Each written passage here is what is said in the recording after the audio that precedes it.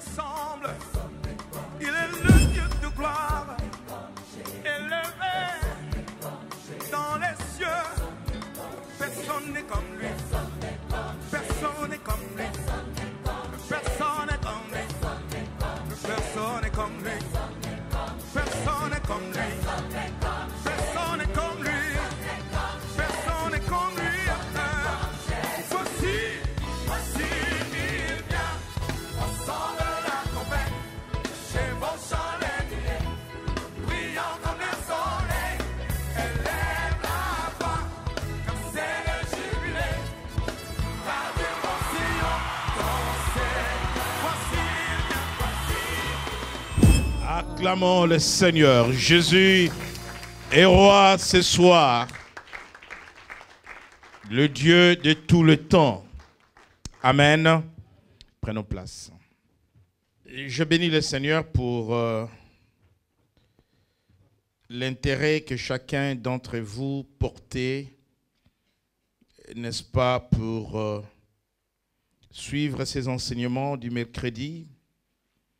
Vous savez, l'enseignement, c'est ce qui permet à un chrétien d'acquérir la connaissance de la parole, la connaissance de Dieu, parce que celui que nous servons a une nature, a une personnalité, et nous devons les connaître.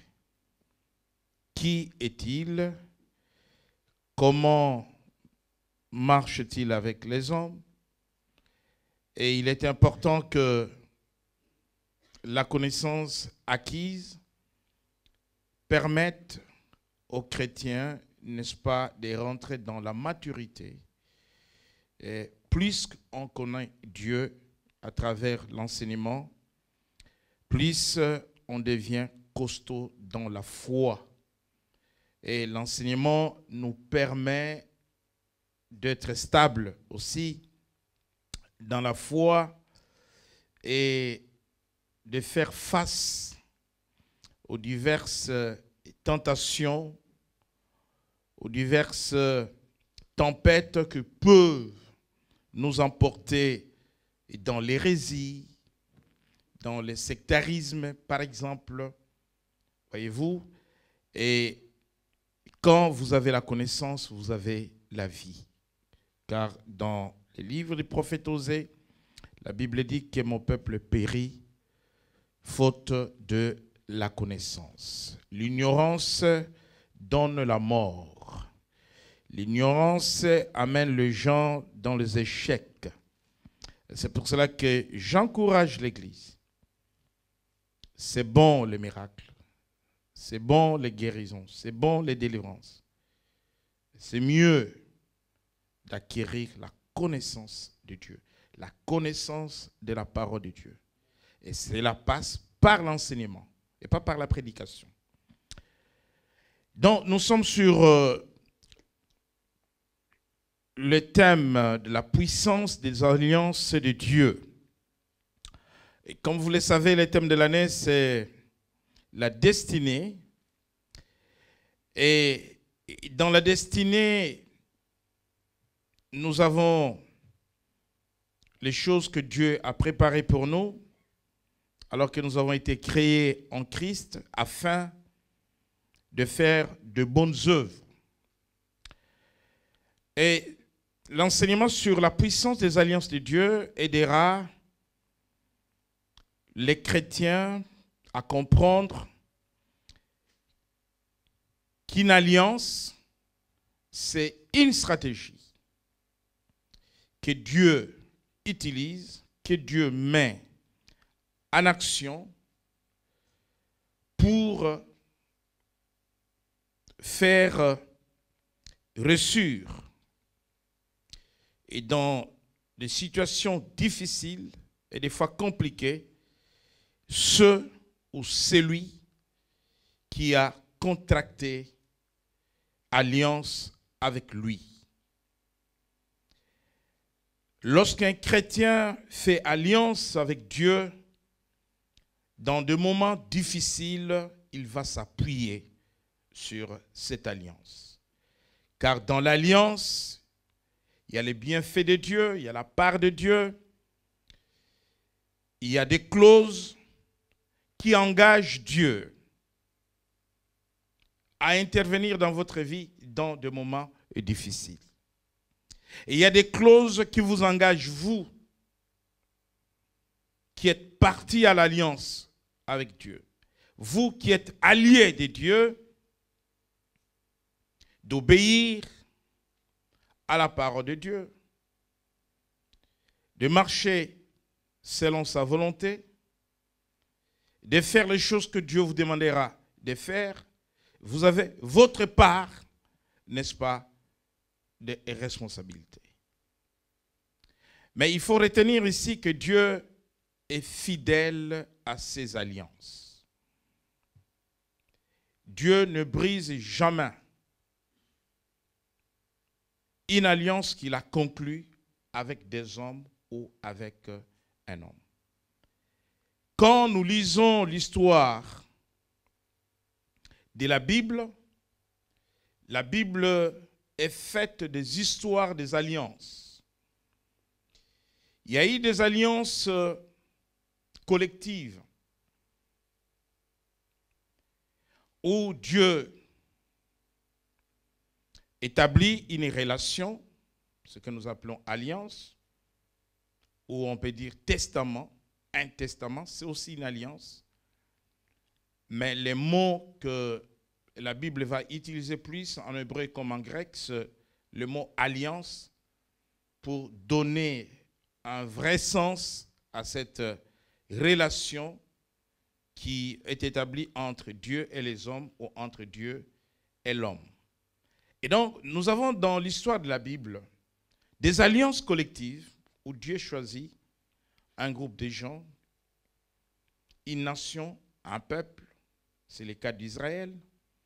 Sur le mont Sinaï, il fait alliance avec un peuple, avec Israël.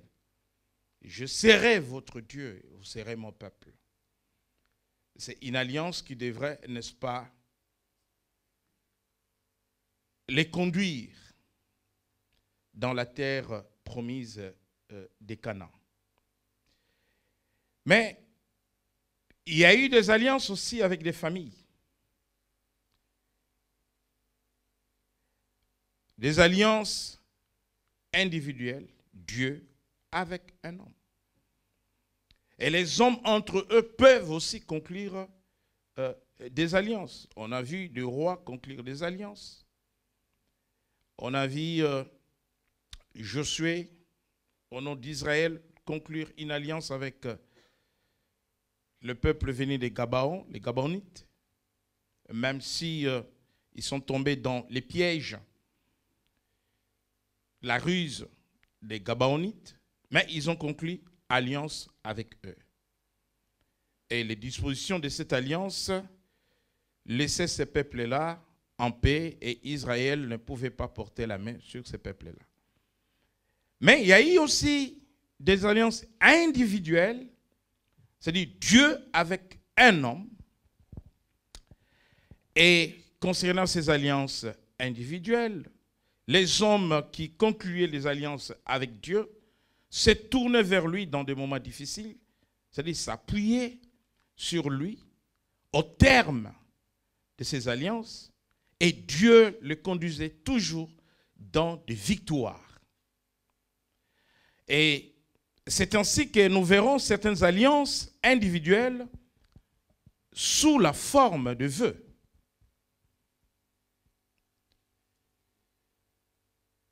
Ce qui manque aux chrétiens aujourd'hui, c'est de comprendre que certaines choses ne peuvent s'arracher que par des alliances. Et non par des prières ordinaires. Et non par des jeûnes ordinaires. Il y a des choses qui ne peuvent être obtenues que par les alliances avec Dieu.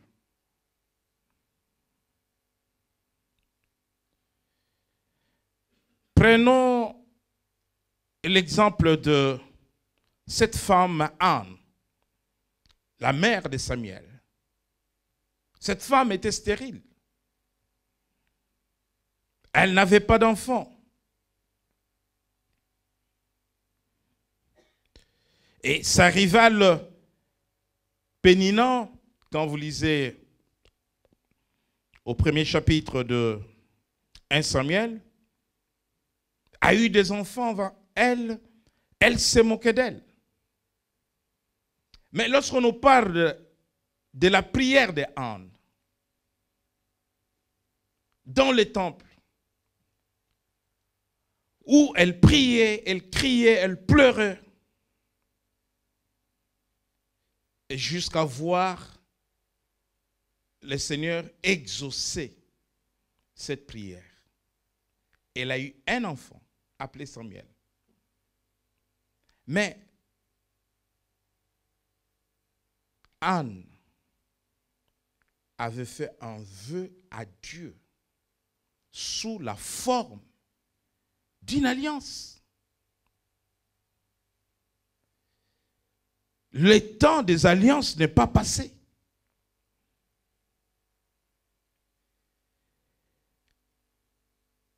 Jésus-Christ est le même hier, aujourd'hui et éternellement. Aujourd'hui, les hommes font encore des alliances avec Dieu. Il y a des alliances de protection. Nous en parlerons. Il y a des alliances des affaires. Il y a des alliances de fécondité. Par exemple, là, Anne est stérile. Elle va faire alliance avec Dieu. Et c'est une alliance de fécondité. Pour que Dieu intervienne dans sa situation, brise la stérilité et qu'il la rende féconde. Et dans le livre de 1 Samuel, au chapitre 1er, verset 9, ça, c'est une alliance individuelle. L'intérêt de cet enseignement, c'est que je vais amener le peuple de Dieu à savoir faire des alliances individuelles avec l'Éternel. Je suis en train de les répéter que le temps des alliances avec Dieu n'est pas passé. Il demeure le Dieu des alliances. Je suis en train de répéter qu'il y a des choses qui ne peuvent s'arracher. Vous savez, nous parlons de la destinée cette année. Rappelez-vous de ce que je disais le dimanche, que dans la destinée, il y a des combats, il y a des batailles. Et il y a des combats dans la destinée que vous ne pouvez vaincre que par le jeu des alliances. L'alliance, c'est une stratégie de Dieu. Sans l'alliance avec Israël, ce peuple qui murmurait, ce peuple qui, à un moment donné, péchait par le murmure, ne pouvait pas arriver sur la terre promise. Cette femme fait alliance avec Dieu. Et la déclaration de la bénédiction de l'homme de Dieu va trouver un fondement dans la prière de cette femme. Et le fondement dans sa prière, c'est l'alliance qu'elle vient de faire avec Dieu. Elle dit, si tu me donnes un enfant mâle, elle détermine même le sexe de l'enfant. Dieu te donnera des choses que tu auras voulu obtenir de sa part par le mécanisme de l'alliance avec lui, tel que tu l'as demandé, tel que tu l'as voulu. Si tu demandes une pierre, Dieu te donnera une pierre. Il ne te donnera pas du pain. Si tu demandes du pain, il ne te donnera pas du bois. Anne dit, si tu me donnes un enfant, le sexe déterminé, je demandais à Dieu, moi, en ce qui me concerne, un premier garçon. Dieu m'a donné un garçon. Posez la question à ma femme. Le deuxième enfant qui venait, je demandais un garçon. Dieu m'a donné un garçon.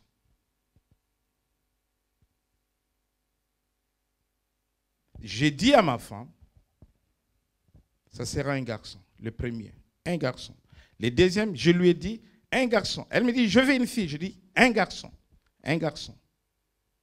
Jusqu'au quatrième. Posez la question à ma femme. Ce n'est pas que je ne voulais pas de filles, mais j'avais des raisons personnelles. Ma famille, c'est une peuplade de filles. Et je voulais amener les garçons dans la famille. Amen. Mais il y avait d'autres raisons aussi, personnelles. Je demandais à Dieu. Ma femme ne concevait pas. Nous sommes mariés en 88. Mon premier enfant est né en 92. Comptez le nombre d'années. Croyez que ces enfants sont venus parce que je suis pasteur, je suis chrétien, je prêche l'évangile. Je suis passé par la stratégie de l'alliance. Voilà pourquoi il y a des choses que je devrais faire dans ma vie autres que servir Dieu, que je n'ai pas fait. Parce que j'avais fait un vœu aussi à Dieu. Anne, ici, fait une alliance avec Dieu. Et vous allez voir qu'elle va respecter les clauses de cette alliance. Dieu a dit oui. Tu veux faire une alliance avec moi? Tu veux un enfant mâle? Oui, tiens. Et par respect aux clauses de cette alliance, toujours dans 1 Samuel chapitre 1er, au verset 21. Recommence au verset 21. Donc, elle accomplit son vœu. Dieu a fait sa part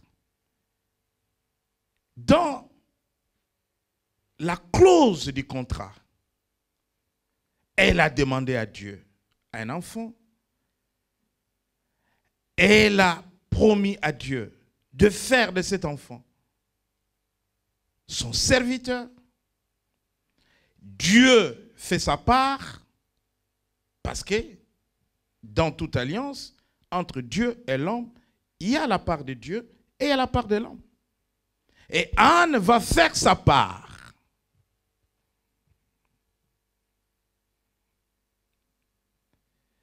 Laissez-moi vous dire qu'elle ramène l'enfant dans la maison de Dieu. Alors, ce qui est important ce soir, c'est que vous sachiez qu'il n'y a jamais eu d'alliance entre Dieu et l'homme dans la Bible. Il n'y a jamais eu d'alliance sans les sacrifices. Et vous devez comprendre l'importance du sacrifice dans l'alliance. Il n'y a jamais eu d'alliance sans sacrifice. Vous lisez l'histoire ou ce que nous appelons la théologie des alliances dans l'Ancienne Alliance ou dans la Nouvelle Alliance, Ancien Testament, Nouveau Testament, jamais il y a eu une alliance entre Dieu et l'homme sans qu'il y ait les sacrifices. Parce que c'est les sacrifices. Voyez-vous, nous parlons de la puissance des alliances de Dieu. Alliance de Dieu. Retenez le mot puissance. Ce qui amène la puissance dans l'alliance entre Dieu et un homme, c'est les sacrifices. Les sacrifices vénèrent le pouvoir. Les sacrifices libèrent la puissance. Sans les sacrifices, il n'y a pas de puissance. Et la notion de sacrifice est très importante pour tout enfant de Dieu, pour tout chrétien qui veut rentrer dans une relation d'alliance avec eux. Voilà pourquoi, au nombre des offrandes et les sacrifices et dont je parle ici, c'est les sacrifices du sang. Les sacrifices du sang. Voilà pourquoi au nombre des offrandes que Anne va apporter dans les temples, elle va préparer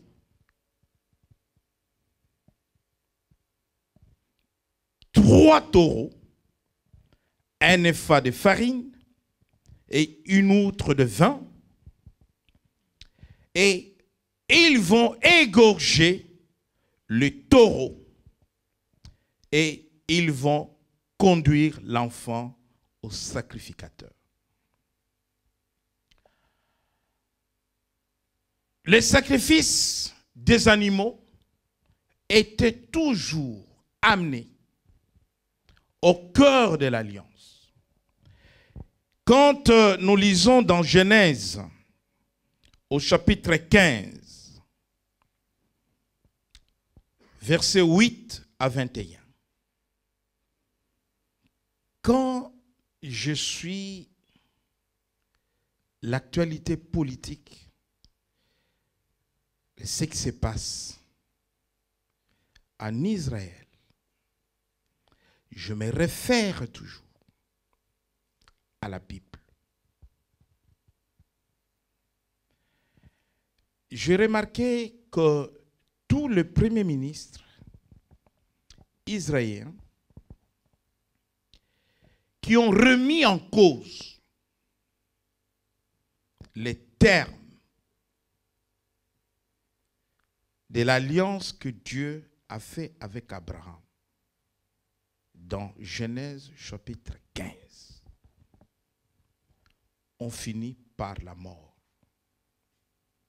de manière brutale.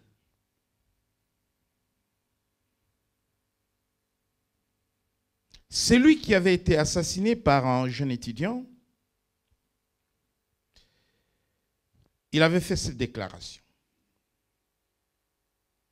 La Bible n'est pas un livre de cadastre. C'est-à-dire que nous n'allons pas tenir compte des frontières, des territoires appartenant à Israël tel que cela était écrit dans la Bible. Nous allons partager le territoire avec les autres.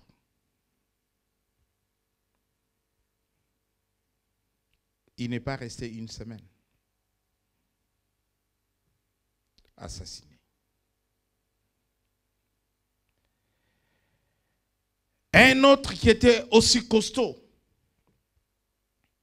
c'est quand il a ordonné la démolition de maisons construites par les colons. L'idée, c'était de démolir les maisons et de céder la terre d'Israël à d'autres peuples. Je ne cite pas tous les noms. AVC. Jusqu'à la mort.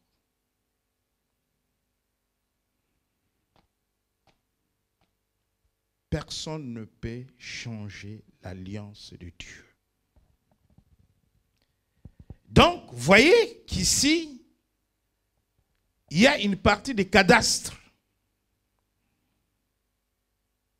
mais voulu par Dieu.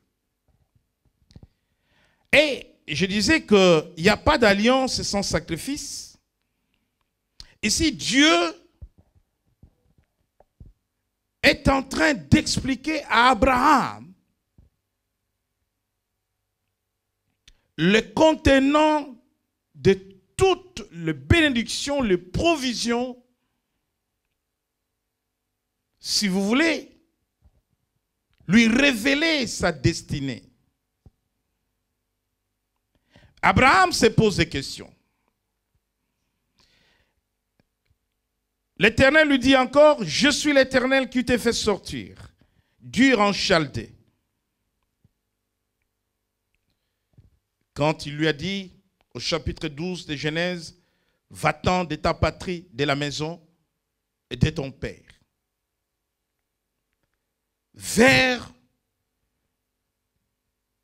un pays que je t'indiquerai. Il lui rappelle, c'est moi qui t'ai fait sortir. Abraham répondit, Seigneur éternel, à quoi connaîtrai-je que je le posséderai? Et l'Éternel lui dit, qu'est-ce qu'il devrait posséder? La terre promise. Canaan. Prends une génisse de 3 ans, une chèvre de 3 ans, un bélier de 3 ans, une tourterelle et une jeune colombe. C'est-à-dire qu'avec ces animaux et ces oiseaux, Dieu va faire alliance avec Abraham, mais il faut qu'Abraham offre un sacrifice du sang à Dieu pour sceller cette alliance et libérer la puissance et libérer le pouvoir sur Abraham. Et quand on fit cette alliance avec les sacrifices des animaux, le sacrifice du sang a une signification pour celui qui fait alliance avec Dieu. Ce sacrifice n'est pas d'actualité aujourd'hui, parce que là, nous sommes dans l'ancienne alliance.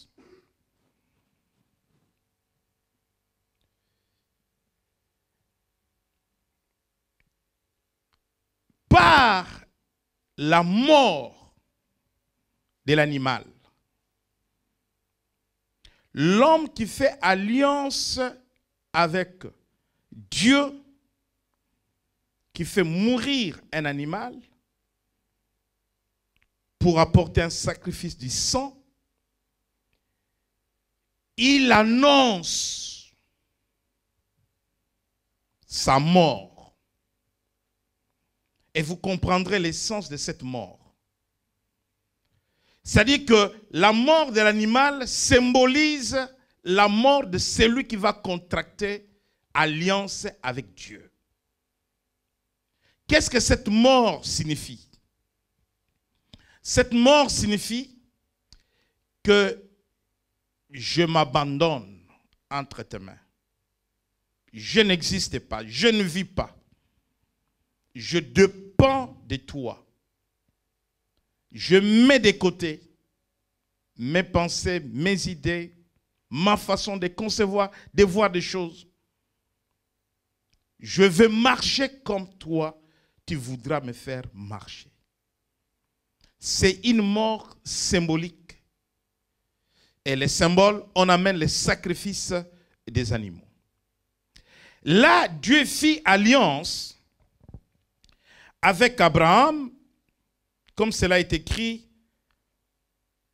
au verset 18. En ce jour-là, l'Éternel fit alliance avec Abraham. Il y a toujours les sacrifices dans toute alliance entre Dieu et l'homme. Et quand nous allons dans Genèse chapitre 17, c'est une autre alliance que Dieu fera avec Abraham. Une autre alliance. Genèse chapitre 17, à partir du verset 1er, dans la première alliance, au chapitre 15, Dieu fit alliance avec Abraham. Et cette alliance a un caractère temporaire, c'est-à-dire non permanente. Parce que cette alliance va seulement amener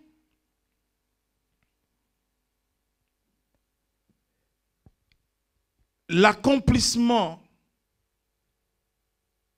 de la promesse de la terre promise. Mais au chapitre 17, l'alliance que Dieu fait avec Abraham va toucher Sarah, la femme d'Abraham, va concerner aussi sa descendance. Voyez-vous, ce n'est plus une alliance individuelle avec Abraham. Et les termes de l'alliance, le contenant de l'alliance vont amener Dieu à changer le nom de celui qui était Abraham. Parce que depuis que Dieu l'avait appelé, au chapitre 12, Dieu n'avait pas encore changé son nom. Et quand Dieu fit alliance avec lui, au chapitre 15, Dieu n'avait pas encore changé son nom, ni le nom de sa femme. Il était toujours Abraham. Ab veut dire en hébreu père. Ab.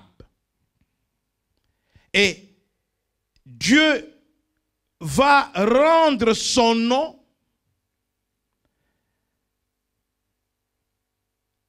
selon le terme de la promesse qu'il fit à Abraham. Abraham, père d'une multitude. Et Sarah, qui était Sarai, devient Sarah. Pourquoi? Parce que Dieu l'amène aussi dans cette alliance. Donc Dieu peut faire alliance avec un homme. Il amène sa femme dans l'alliance. Et il amène aussi les enfants dans l'alliance. Et c'est pour cela que vous verrez que certains enfants vont continuer à vivre de bénédiction de l'alliance que le père avait fait avec Dieu ou la mère avait fait avec Dieu, que les parents sont morts, mais l'alliance ne meurt pas. Et donc, ici l'alliance de Dieu avec Abraham, il dit que cette alliance est perpétuelle. Il y a aussi le sacrifice du sang que Dieu exige d'Abraham, de ses descendants. Une alliance n'a pas de valeur avec Dieu sans sacrifice du sang. Il n'y a pas eu d'alliance sans sacrifice du sang. Vous verrez que les alliances que Dieu a fait avec Noé, par exemple, les sacrifices du sang, c'était les sacrifices des animaux. Même alliance, l'alliance adamique, Dieu annonce le plan de rédemption après le péché d'Adam et Ève.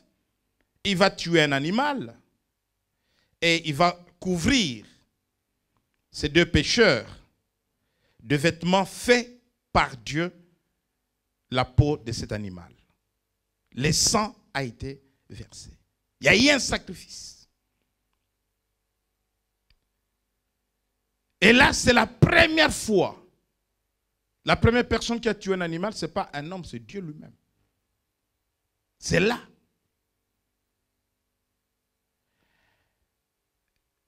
Dans cette alliance du chapitre 17, ce qu'il faut comprendre, cette alliance devient perpétuelle. Quand Dieu dit perpétuelle, c'est-à-dire sans fin. Pour toujours. Éternellement. Et les sacrifices que Dieu exige d'Abraham et de son peuple, de ses descendants, ici, ce n'est pas les sacrifices des animaux. Les sacrifices du sang, c'est la circoncision. C'est le sang humain. C'est le sang de l'homme. Et cette clause devrait être respectée, sinon l'alliance est brisée. Pourquoi Dieu avait-il exigé les sacrifices du sang humain au chapitre 17 et pas au chapitre 15? Il dit que cette alliance est une alliance perpétuelle. Il exige le sacrifice par la circoncision. C'est pour cela que Moïse a failli mourir à cause de cette alliance, parce qu'il n'avait pas circoncis son fils. Et quand Séphora, cette femme, était très sage, la femme sage bâtit sa maison. Quand Séphora a eu la révélation, parce que sans la révélation, il voyait son époux en train de mourir. Mais il ne comprend pas qu'est-ce qui se passe. Mais il a compris que l'enfant n'a pas été circoncis et Dieu veut le frapper. C'est une désobéissance à quelque chose que Dieu a institué. Et la Bible dit que Séphora a pris une pierre tranchante, il a circoncis son fils et il a jeté la chair et le sang sur Moïse. Et c'est comme cela que Moïse est revenu. Donc ici, pourquoi les sacrifices humains? Dieu annonce la nouvelle alliance en Jésus-Christ. Il dit l'alliance est perpétuelle. Cette alliance ici est fondée sur la grâce. Elle n'est pas fondée sur la loi, comme au Mont Sinaï. Elle n'est pas fondée sur la loi, elle est fondée sur la grâce. Donc le sang, par la circoncision ici, il annonçait le sang que viendrait verser son Fils unique pour nous faire rentrer dans une nouvelle alliance. Et c'est pour cela que l'alliance nouvelle, la nouvelle alliance en Jésus-Christ est perpétuelle et elle est basée sur la grâce aussi. Donc, celui qui apporte le sacrifice annonce sa mort pour dire à Dieu, je t'appartiens, j'abandonne tout, je mets tout de côté, je fais alliance avec toi, tu seras mon maître, tu seras mon sauveur Jésus, je te suivrai, je t'écouterai, j'obéirai. Bien-aimés dans le Seigneur. Maintenant, quand nous rentrons dans cette nouvelle alliance, dans Hébreux, je vais lire au chapitre 9, verset 13. Car si le sang de taureau et de bouc et la cendre d'une vache répandue sur ceux qui sont souillés, sanctifier et procurer la pureté de la chair, combien plus le sang de Christ, qui par un esprit éternel s'est offert lui-même sans tache à Dieu. Purifierai-je-t-il votre conscience des œuvres mortes, afin que vous serviez le Dieu vivant? Et c'est pour cela qu'il est le médiateur d'une nouvelle alliance, afin que la mort étant intervenue pour les rachats des transgressions commises sous la première alliance, ceux qui ont été appelés reçoivent l'héritage éternel qui leur a été promis. Car là où il y a un testament, il est nécessaire que la mort du testateur soit constatée. Un testament, en effet, n'est valable qu'en cas de mort, puisqu'il n'a aucune force tant que le testataire vit. Voilà pourquoi c'est avec du sang que même la première alliance fut inaugurée. Le testament, en effet, n'est valable qu'en cas de mort. L'alliance, c'est un testament. Le testament que tu fais avec Dieu, l'alliance que toi tu fais avec Dieu, ne sera valable qu'en cas de mort. Or, la mort, c'est cela, les sacrifices. Alors, quand on parle de la théologie des alliances, beaucoup de chrétiens se posent des questions. Mais Jésus a donné son sang pour nous. Faut-il encore aujourd'hui parler de l'alliance? Si je fais alliance avec Dieu, parce que le principe de l'alliance voudrait que le sang, n'est-ce pas, soit donné. Je m'appuie sur le sacrifice de Christ, mais parce que cette nouvelle alliance n'a eu de valeur que par la mort de Christ, je ne peux pas, moi, faire une alliance avec Dieu si je ne meurs pas avec Christ.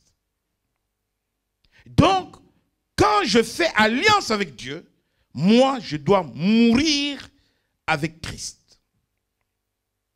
C'est alors que nous allons dans le livre des Colossiens au chapitre 3, mais avant d'aller dans Colossiens, un testament en effet ne valable qu'en cas de mort. Le testament, alliance, c'est le même mot. Mais le mot que nous utilisons souvent dans l'enseignement, c'est le mot alliance, parce qu'avec le mot alliance, on explique facilement les choses que si on utilisait le mot testament. C'est pour cela qu'on parle de l'Ancien Testament et du Nouveau Testament, ou l'Ancienne Alliance et la Nouvelle Alliance. Alors c'est plus facile pour la compréhension du peuple de parler de l'Ancienne Alliance et la Nouvelle Alliance que de parler de l'Ancien Testament et du Nouveau Testament. Parce que quand on parle de l'Ancien Testament, les chrétiens pensent que les anciens livres. Et quand on parle du Nouveau Testament, il se réfère aux nouveaux livres écrits par les apôtres, nos contemporains. Et là, ils ne peuvent pas cerner et comprendre l'enseignement sur les alliances de Dieu. Voilà pourquoi l'expression utilisée, c'est Nouvelle Alliance, Ancienne Alliance. Mais dans l'Épître aux Hébreux, l'auteur va utiliser le mot testament. Au verset 17, un testament en effet ne valable qu'en cas de mort. Si tu dis ou tu décides aujourd'hui que tu vas faire alliance avec Dieu, cette alliance ne sera valable, n'aura que de la valeur. Tu ne pourras marcher dans la puissance. Tu ne pourras être revêtu du pouvoir. Tu ne pourras avoir de victoire dans tes batailles et rentrer dans la destinée et gagner toutes ces batailles que si tu meurs. Quelqu'un va dire, mais comment je vais mourir alors que Christ est mort pour moi? Christ est mort pour nous. Quand Christ est mort pour nous, il a été enseveli. Et la Bible dit que nous sommes morts avec lui. Nous avons été crucifiés. Qu'est-ce que Christ a amené à la croix? Les péchés, la maladie, les faiblesses, les désirs de la chair. C'est tout ce que Christ a amené à la croix. La malédiction, toutes ces choses. Et donc, si je ne meurs pas avec Christ, ces choses vont demeurer en moi. C'est alors que dans Colossiens, comprenez que quand vous faites alliance avec Dieu, votre sacrifice, c'est accepter votre mort. De quelle mort il s'agit? Mourir avec Christ, être enseveli avec Christ et ressusciter avec Christ. Dans Colossiens, chapitre 3, à partir du verset 1er, c'est là le problème des chrétiens. Voilà pourquoi la Bible ne dit pas aux chrétiens qu'ils sont morts avec Christ, qu'ils sont ressuscités avec Christ. La Bible vous pose la question de savoir si vous êtes mort avec Christ, si vous êtes ressuscité avec Christ. Personne aujourd'hui ne peut faire une alliance avec Dieu s'il est dans l'impudicité, s'il est dans l'impureté, s'il est dans les passions, le mauvais désir, la cupidité, l'idolâtrie. S'il n'a pas renoncé à toutes ces choses, à la colère, à l'animosité, à la méchanceté, à la calomnie, aux paroles déshonnêtes qui sortiront de sa bouche, aux mensonges,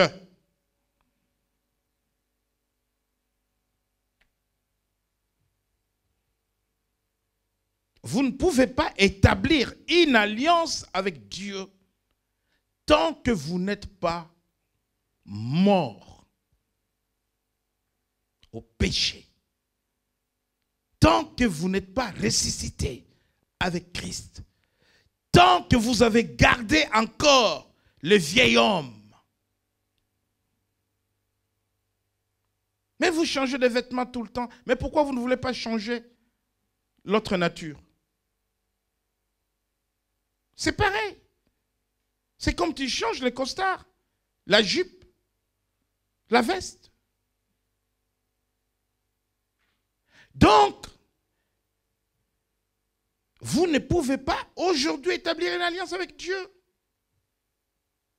Même si vous venez dire à Dieu comme Anne, si tu me donnes un enfant, cet enfant te servira, patati patata, mais tu dois, Anne a donné le sacrifice du sang. Et votre sacrifice, c'est ça, c'est mourir. Vous vous appuyez sur le sacrifice de Christ à la croix. Mais vous devez mourir avec lui. Vous devez être enseveli avec lui. C'est ça le baptême. Par les eaux du baptême, nous sommes ensevelis. C'est pour cela qu'il faut baptiser quelqu'un par immersion, plonger la personne dans l'eau. Nous sommes ensevelis avec Christ et quand nous sortons des eaux du baptême, nous ressuscitons avec Christ. Donc, vous pouvez encore aujourd'hui faire les alliances avec Dieu, obtenir tout ce que vous voulez. Mais le problème, il est là. Il faut accepter de mourir. Le problème des chrétiens, il est là.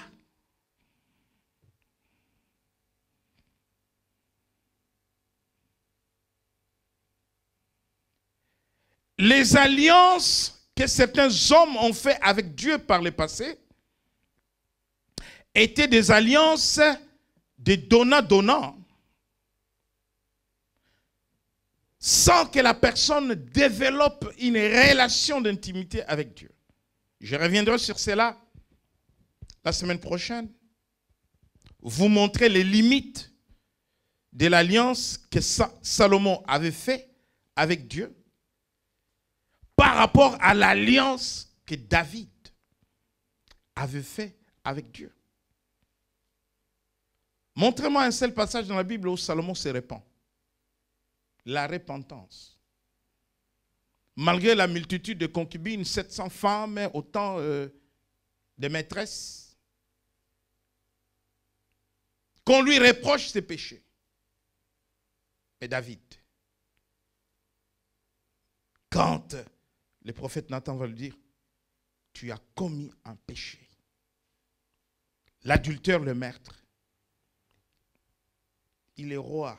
Il va déchirer son manteau. Il va se jeter, il va gêner. Parce que dans une relation d'alliance avec Dieu, quand je vois des chrétiens qui ne peuvent pas se parler, des chrétiens qui sont encore dans la méchanceté, dans l'animosité, dans la colère, comme les gens du monde, comment tu peux faire une alliance avec Dieu et obtenir des choses difficiles à obtenir?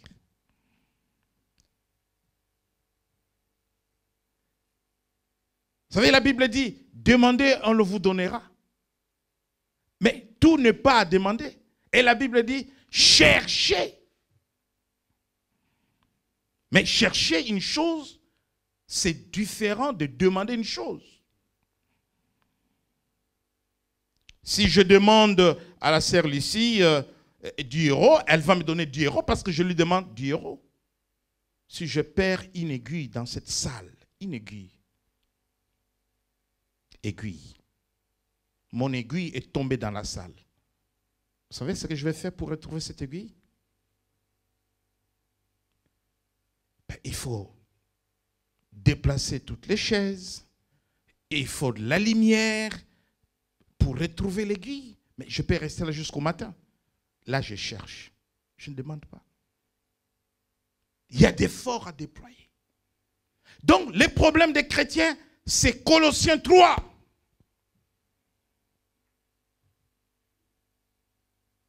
Si tu acceptes la mort, alléluia, si tu acceptes de mourir, mon frère, tu vas monter en puissance. Tu ne seras pas la même personne. Tu ne seras pas n'importe qui. Tu acceptes la mort.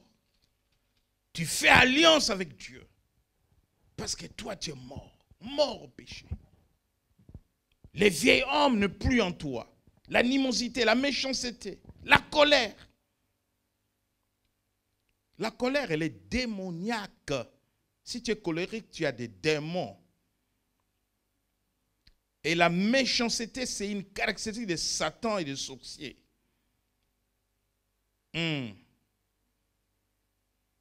Je parle comme ça pour que les gens abandonnent les péchés. On va t'appeler sorcier à cause du caractère. Ces sorciers-là, cette sorcière-là. Galates chapitre 5, verset 17, nous allons terminer par là. Car la chair a des désirs contraires à ceux de l'esprit. Et l'esprit en a au contraire à ceux de la chair. Ils sont opposés entre eux afin que vous ne fassiez point ce que vous voudriez. Est-ce qu'un mort peut faire ce qu'il veut? Est-ce qu'un mort a de la volonté? Le mort, est-ce qu'il choisit son cercueil? Il choisit les vêtements qu'on lui mettra. Vous pouvez même l'enterrer tout nu. Qu'est-ce qu'il choisit? Tu peux ou pas ne pas pleurer, le mort, il ne sait pas qui pleure, qui ne pleure pas. Qui a donné la cotisation, qui n'a pas donné la cotisation? Qui peut accepter de vivre comme ça, dépendre de Dieu? Je fais alliance avec Dieu. Si Dieu me dit, donne 1000 euros, je donne 1000 euros. Parce que mon argent ne m'appartient pas. Mais vous, votre argent vous appartient. Votre argent n'a jamais appartenu à Dieu.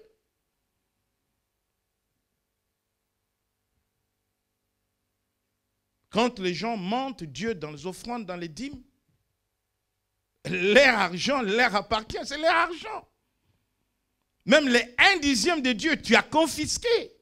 Comment tu vas arriver au niveau des alliances?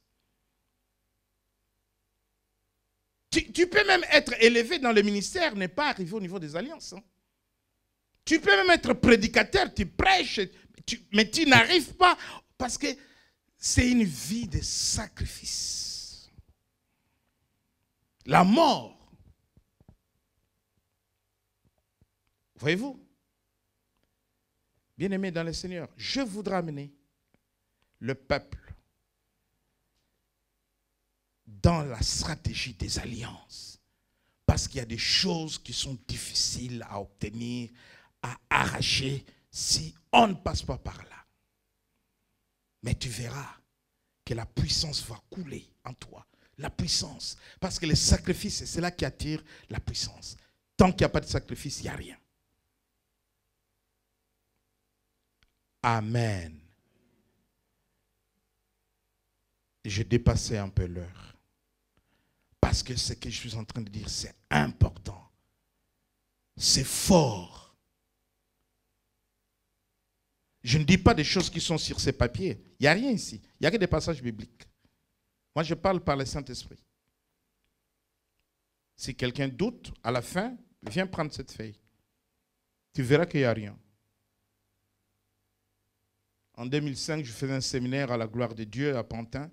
À la fin, un évangéliste m'a suivi. Donne-moi tes papiers là. Je dis, quel papier? Il dit, mais tout ce que tu as enseigné là. Moi, je dis, non, c'est par le Saint-Esprit. Quel papier? Là, j'ai quelques versets bibliques. Bon, ben, si tu veux, tu prends, tu vas développer, tu vas travailler. Bien-aimé, je dépassais l'heure. Mais ce que je vous dis, c'est important. Important. Les alliances, c'est important. Il faut arriver là. Mais il y a des conditions.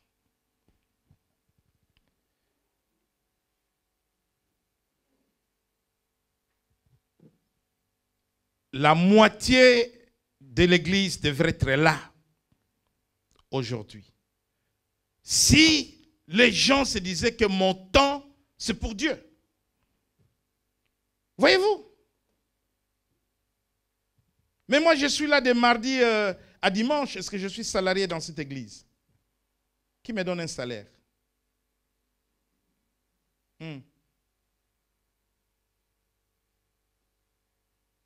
Si c'était pour les salaires, je ne serais pas pasteur. Je peux aller gagner ailleurs. Mais je fais alliance avec le vieux.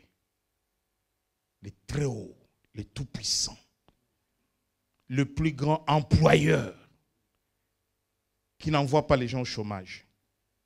Il y a toujours du travail. Toujours du travail. Amen.